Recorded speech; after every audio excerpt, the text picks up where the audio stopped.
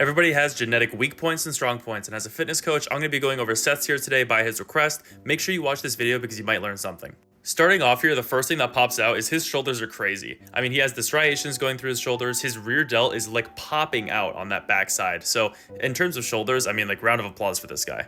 And then another thing from this pose that I will note, triceps are looking fairly decent. And one thing that I would say as well is that the lower chest is looking decent, but we could probably bring up that upper chest a little bit in terms of trying to get that top shelf compared to just that lower sweep.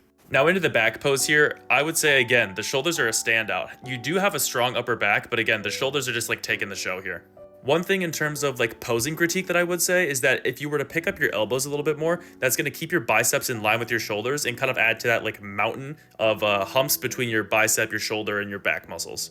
Into the legs here, quads are fairly developed in all honesty. I would say though that the hamstrings could use a little bit of work. So the things that I would focus on is a seated and a lying hamstring curl. Those are probably going to be your best bet to bring your hamstrings up to kind of keep up with your quads because your quads are more developed than your hamstrings.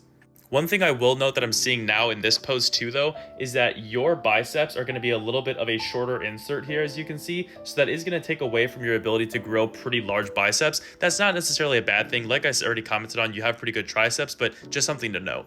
Final note here again, this pose really just enhances everything that I've already touched on. Your shoulders are crazy. Your upper back is good. I mean, good. You can already see the traps for this front pose. And again, with the chest, you have that lower development that's super solid, just working on that upper a little bit. Overall, dude, for how young you are, you're in such a crazy spot. Like, my critiques, I mean, like, take them with a grain of salt because you look great. Again, the big things to work on here would be upper chest, working on the biceps, and then working on the hamstrings. Those are your main three.